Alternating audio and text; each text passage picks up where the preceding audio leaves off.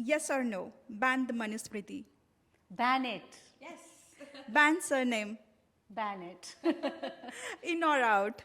Caste pride. Out.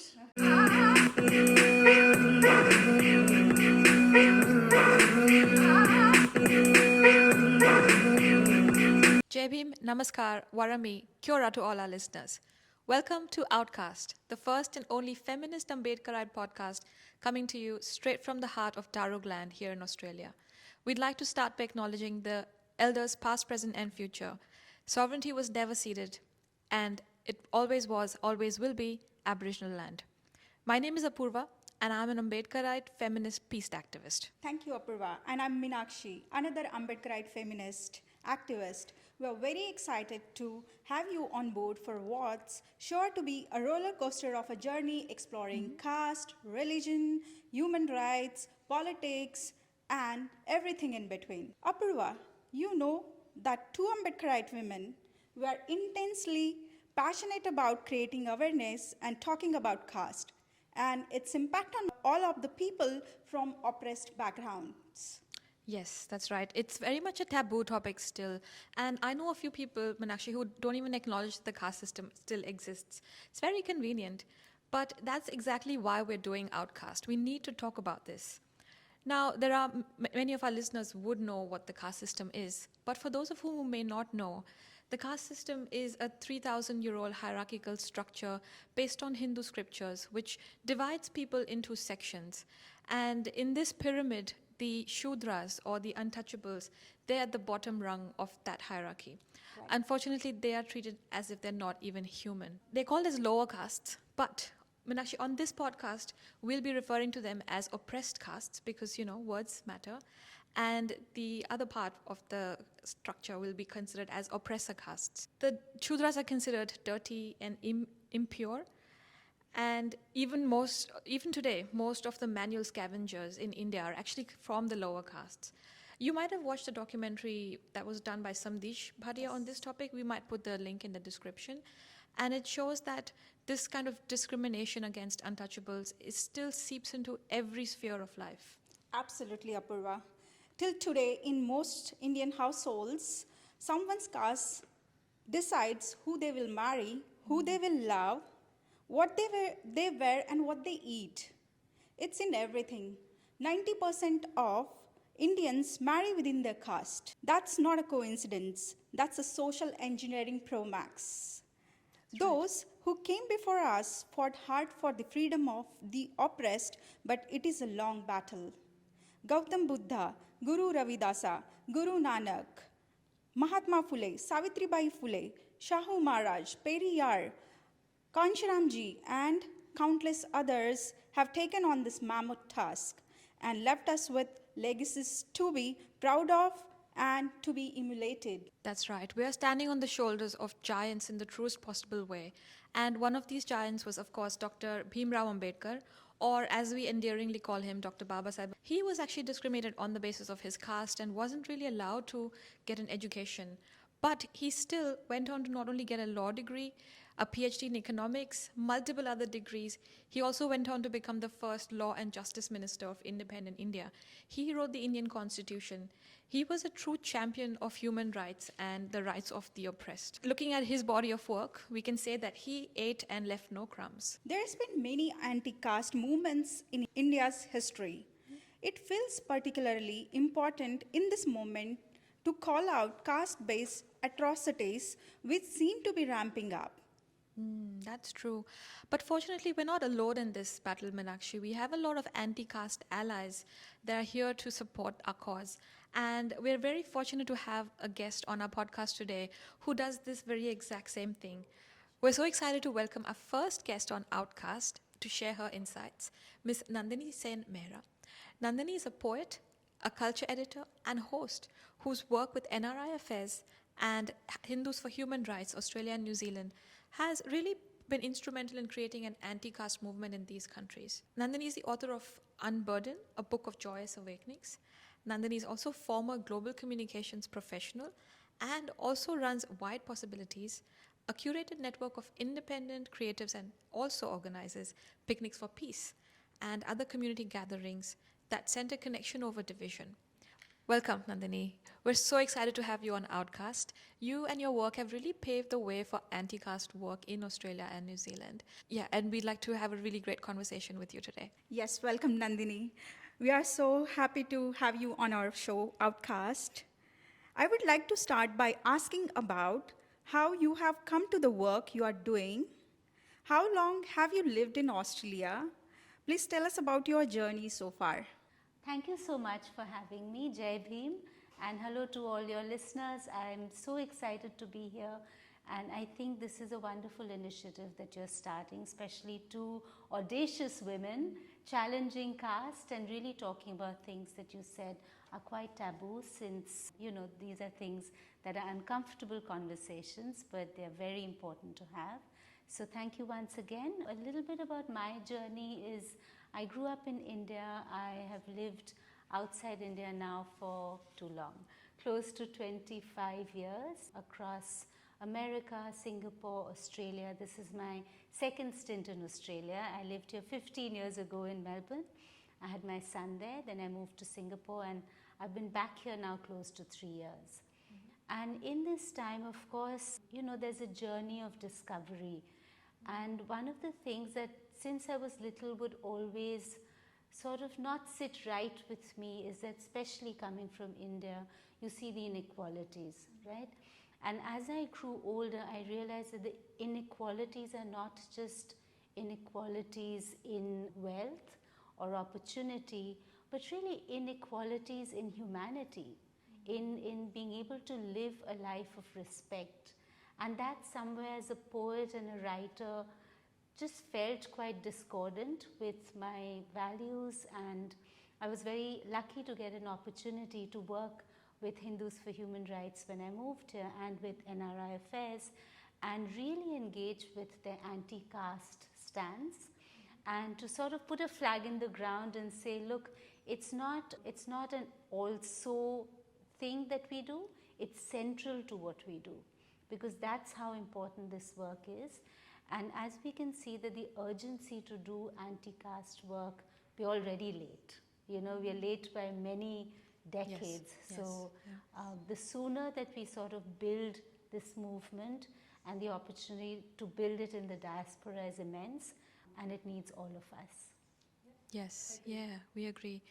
So, Nandini, what was it about your upbringing, or in as you were growing up, what was it that made you aware of what caste maybe was? Did you ever see any examples where you'd seen caste-based discrimination, and how did that impact you? Growing up, my father was in the army. So maybe our upbringing was a little bit more sheltered because we were living in quite remote areas. But the hierarchy is very visible, right? And there are little things like a different glass for someone who's come to your house, or the way that even the words, the language, like you said, birdsman, like to call someone a servant, to call someone something that is not, that is not respectful of the fact that they're doing a job, but it's almost like an identity you're putting on someone.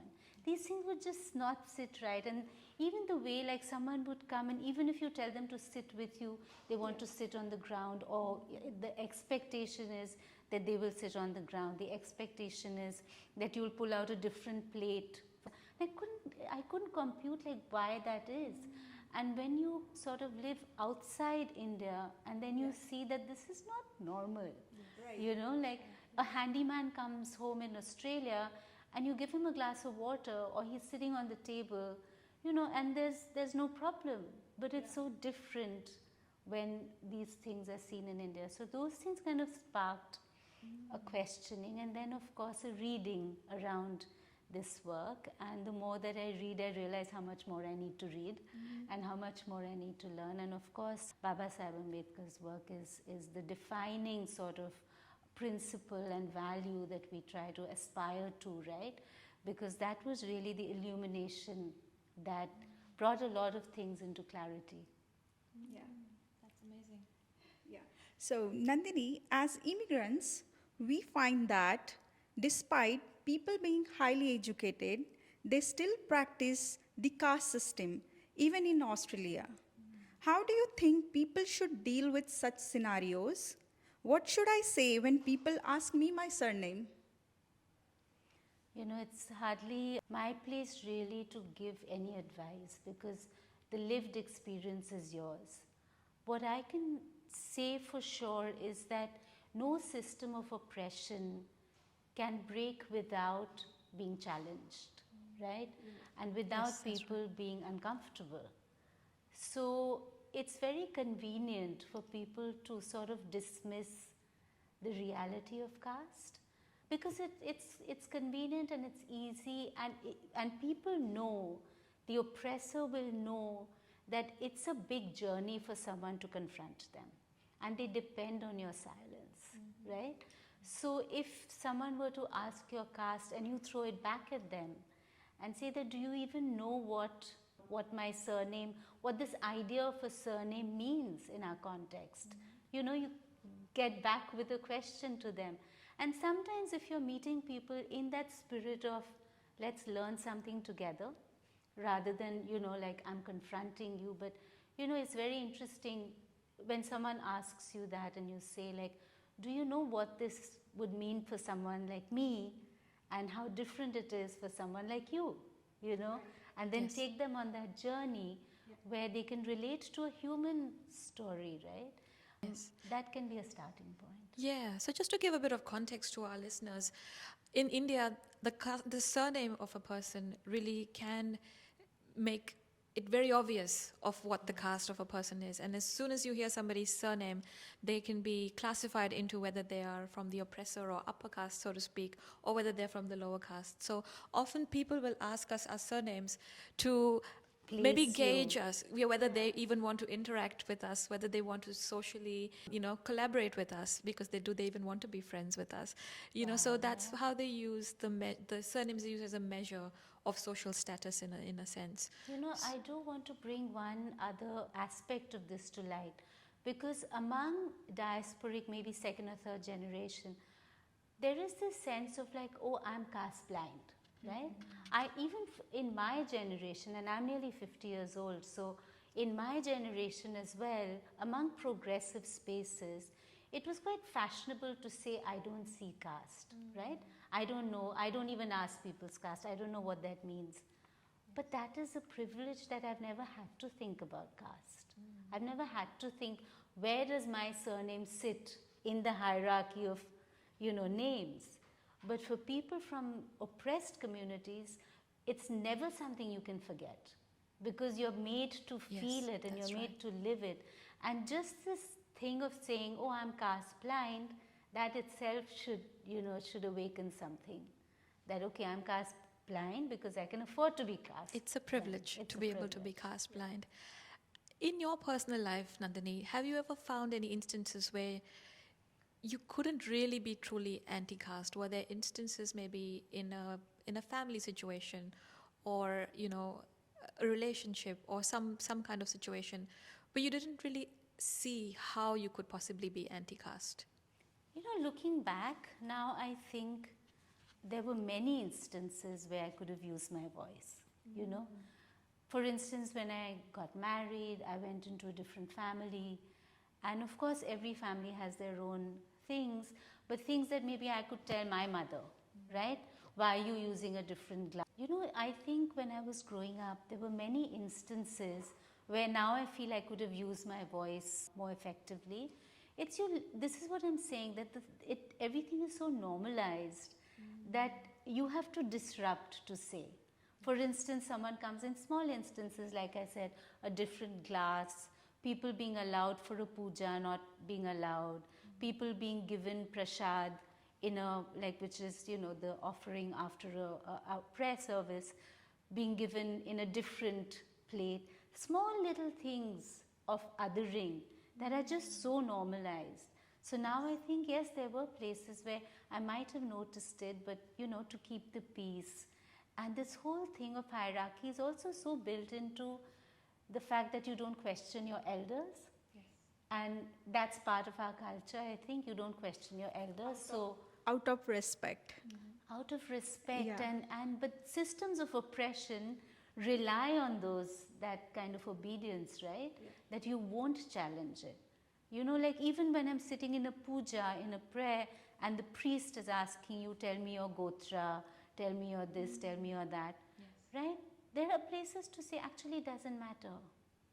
I don't know it, I don't want to share it, But we don't do that, because when they ask, then you will fumble around and say, okay, does anyone know what it is?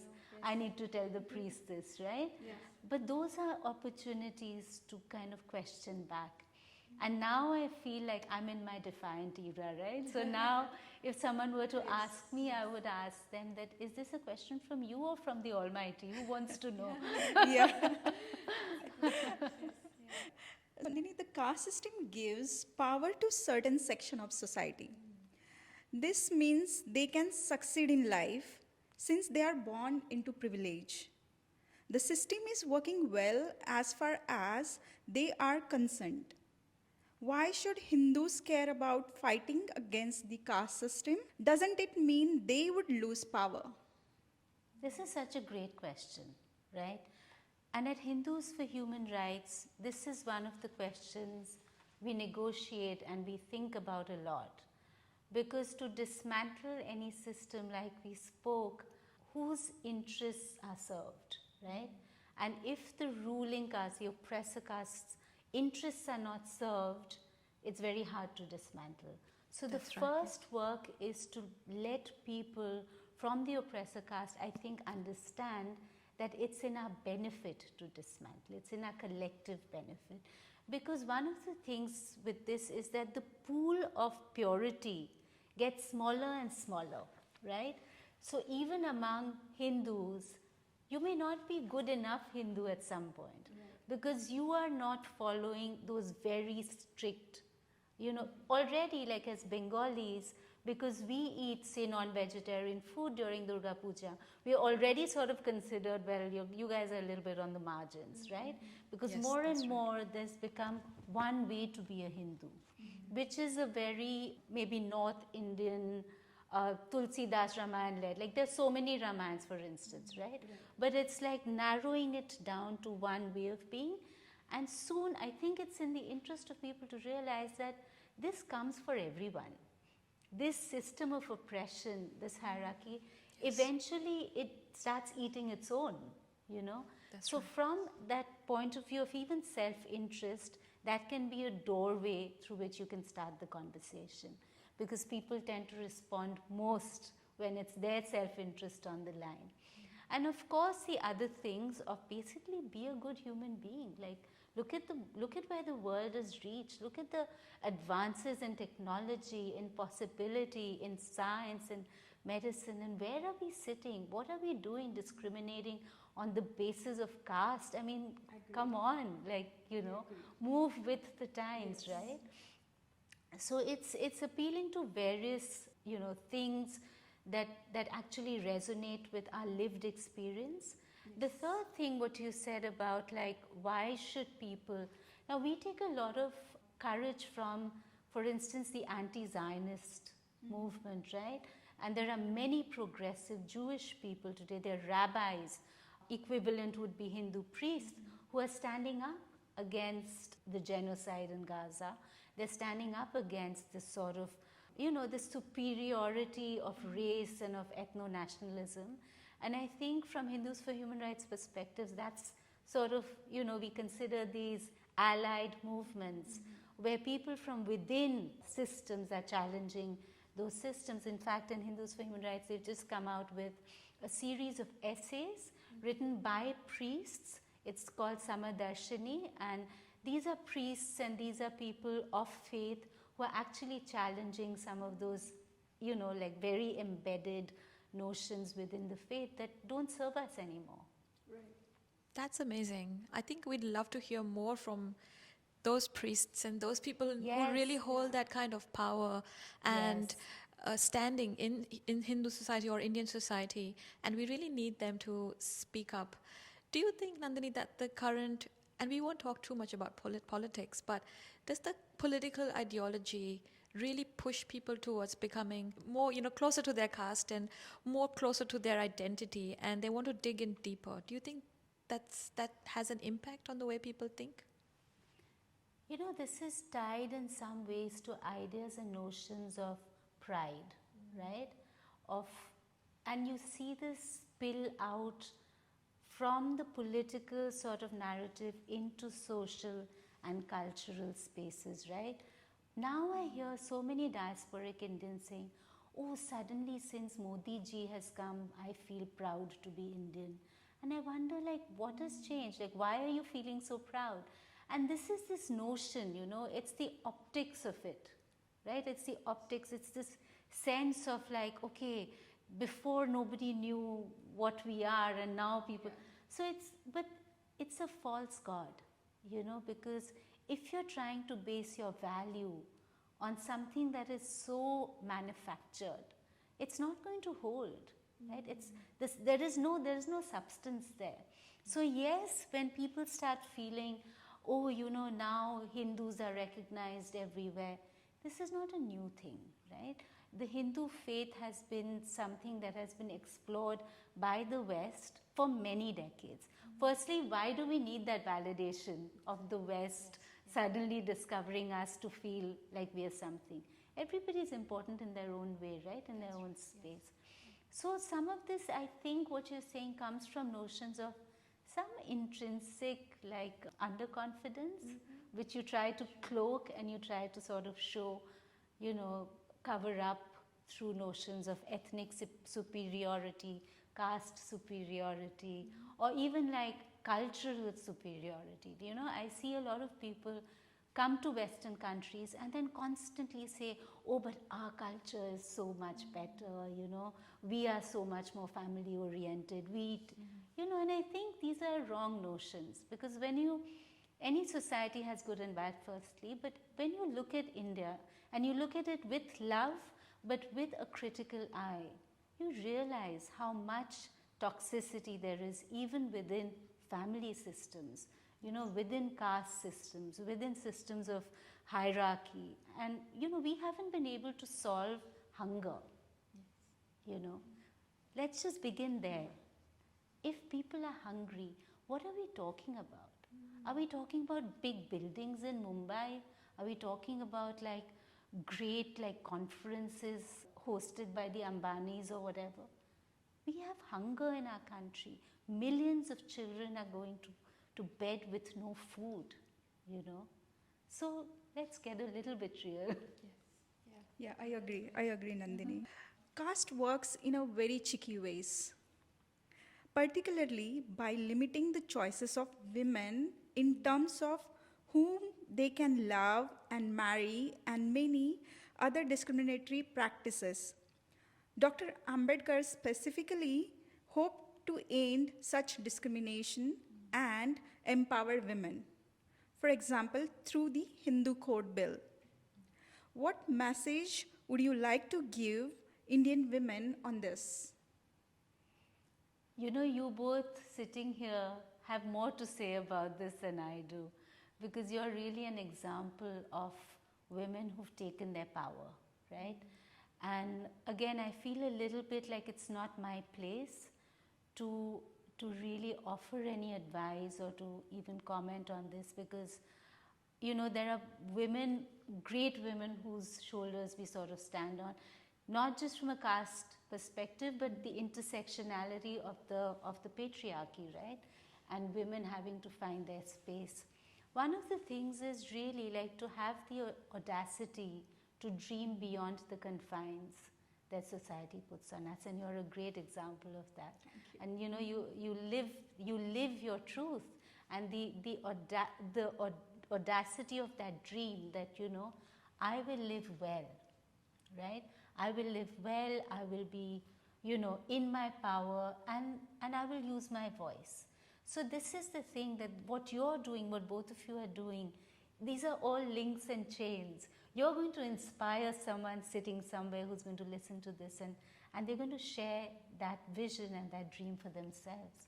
And I think the other part of this is the women's solidarity with women, right? Right now, when I look at what's happening in the US with the Epstein files, for instance, one of the truly saddening things is how many women were enabling this. That's right. How yes. many women were part of this structure of abuse of women and children, right?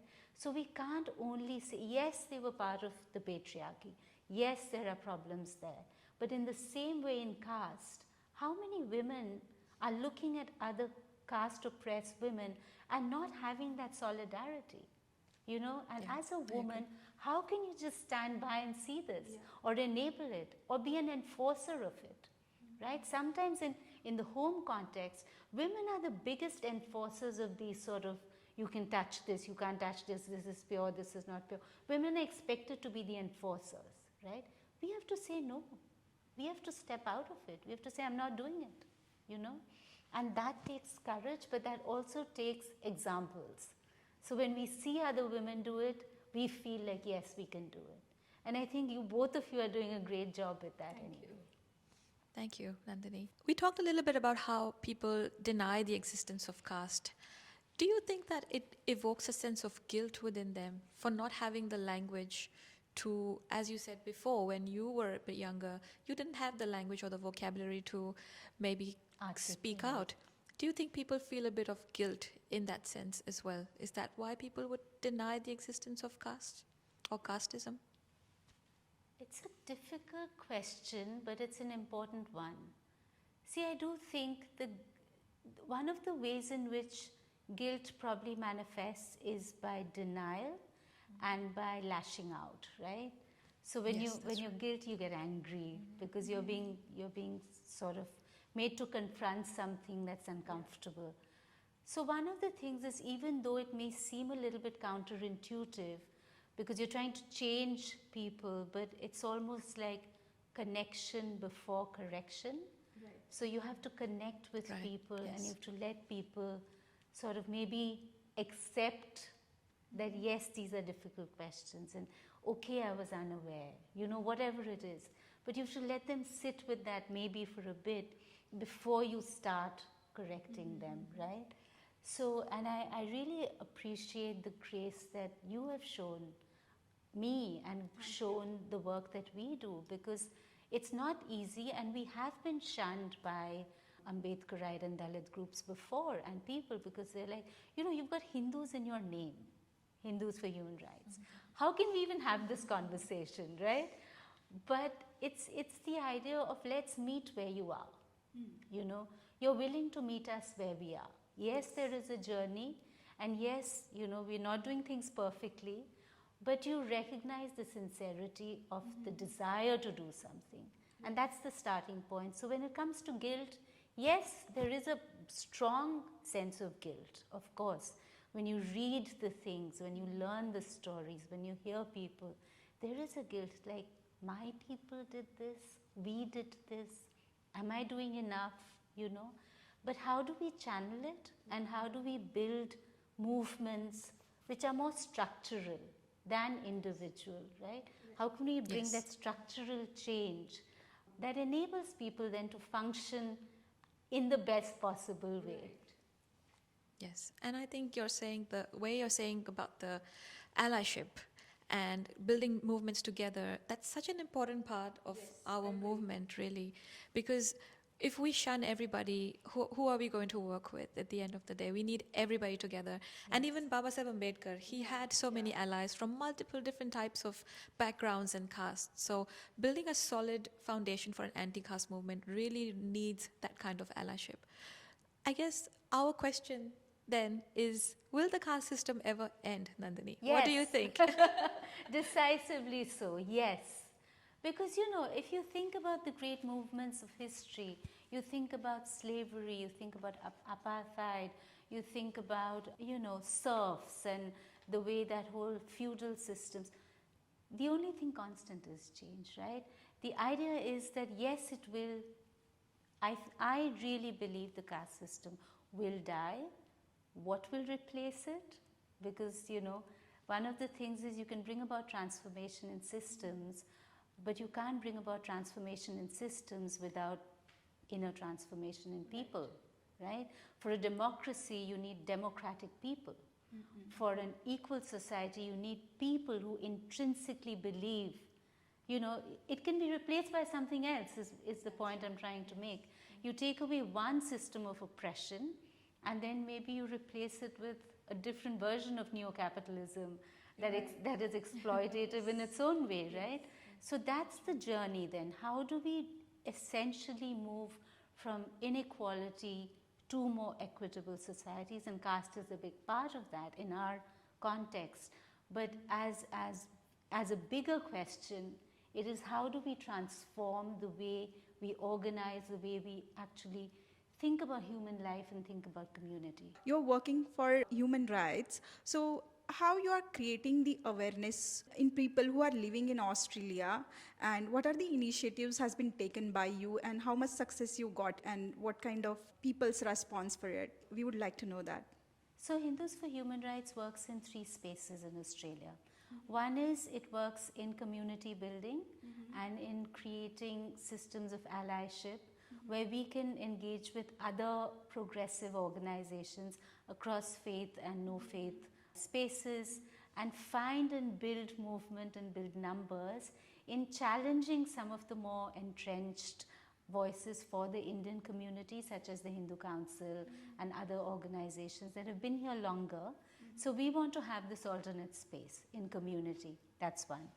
The second space in which we want to work is work very closely with anti-caste movements, right? And in this space, we have done submissions to government to have caste included as a form of discrimination and a form of racism. And we work very closely with the anti-racism framework, for instance, that is still in the works in terms of implementation. We have also worked with the Humanism Project in making submissions. I think even the city of Melbourne and Monash University have actually recognized caste. So all of that work is part of the advocacy piece around caste. And of course, we were in that symposium together where we were very, very grateful to be included, where we're actually having discussions in sort of organized ways about how we can dismantle caste, working across different organizations, being led by Ambedkarite movements and being led by Ambedkarite leaders. And that's very important for us. And the third part of our work is really working as support with other movements of liberation. So we stand with the movements for Palestine, we stand with any other sort of discrimination or issues that are happening in the world that need our support. For instance, even First Nations people. Still in this country, First Nations people are having to fight for their rights, and we stand right there with them, saying, look, we're small in numbers, but we recognize the urgency of your work, and we are here with our support. Thank you, Nandini. I do have another question. You mentioned that there was a bit of backlash that Hindus for Human Rights has also faced. How does the organization deal with that kind of backlash from other Hindus? See, we want to let our work speak for us, for itself, right?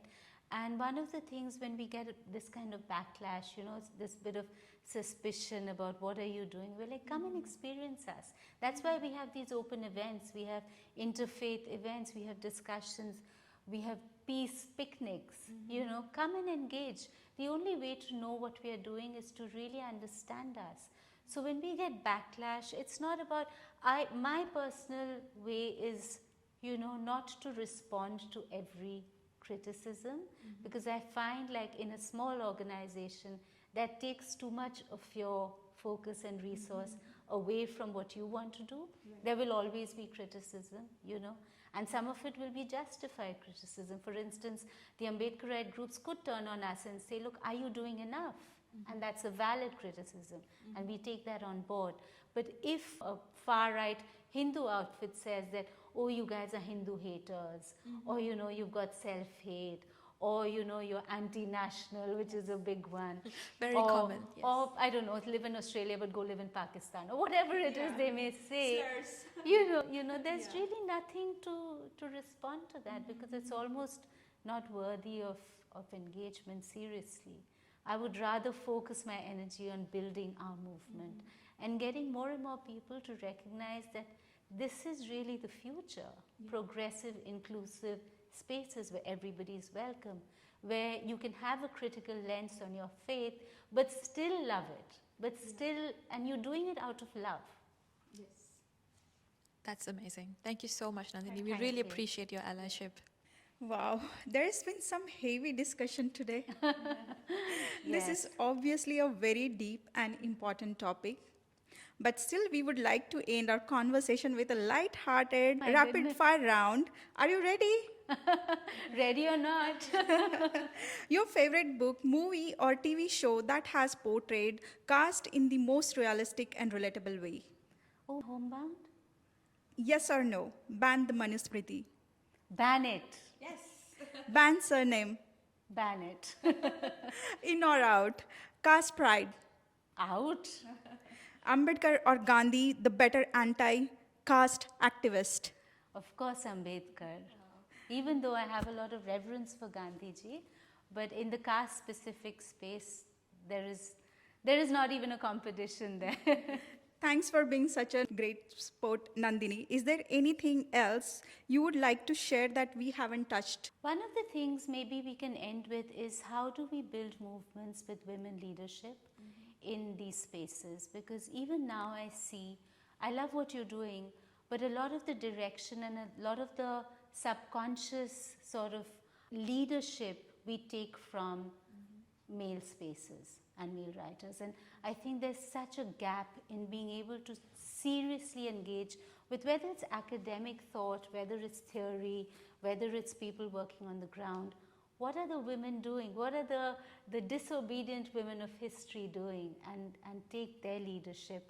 And I think the world is seeing what happens when men with unbridled power take us to the brink of absolute destruction. And maybe it's time to have a more balanced or a more women-led leadership overall in the world. And I think both of you are sort of starting that, so that's what I'd like to end with. Thank you so much. I do have one last question. Yeah. Hindus for Human Rights, what is their biggest mission at this point in time? I think it's two-pronged. One is, of course, to fight casteism, right, and be as sincere and as effective allies we can be in this global movement.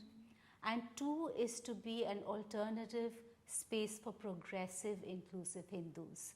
So people who want to connect with the positive aspects of the faith, the philosophical, the metaphysical questioning of our place in this universe. And I think there's so much beautiful thought in that.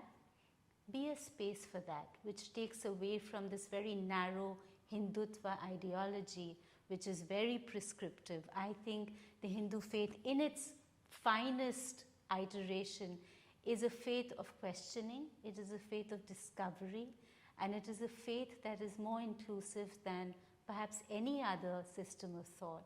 So those are the two things that I think Hindus for Human Rights is built upon. That's brilliant. Thank you so much, Nandini. This has been a really enlightening conversation. Thank you We've so loved much. having you on here, so we'd love to keep this discussion going. And thank you for being such an amazing anti-caste ally. Thank you so much for having me, and all the best for OutCaste. It was wonderful. I have learned so much, and I'm even more excited to work with you in the future to eradicate caste. Thank you for making the time to come and chat with us, and all the best with your work. Thank you everyone for joining today. And we hope you enjoyed this first episode of OutCaste. Join us again next time for another fascinating conversation on caste, politics, human rights, religion, and everything in between. We'd like to end this podcast by sharing an excerpt from Annihilation of Caste, written by Dr. Babasaheb Ambedkar, considered as one of his most important texts. I quote, "Turn in any direction you like. Caste is the monster that crosses your path. You cannot have political reform. You cannot have economic reform unless you kill this monster." Unquote. That's such a powerful quote from Babasaheb Apurva. We will keep having interesting conversations on this topic. Please join us next time. Don't forget to like, share, and subscribe. At the end of the day, what do we want? We want to outcast. Jai Bhim. Jai Samvidhan.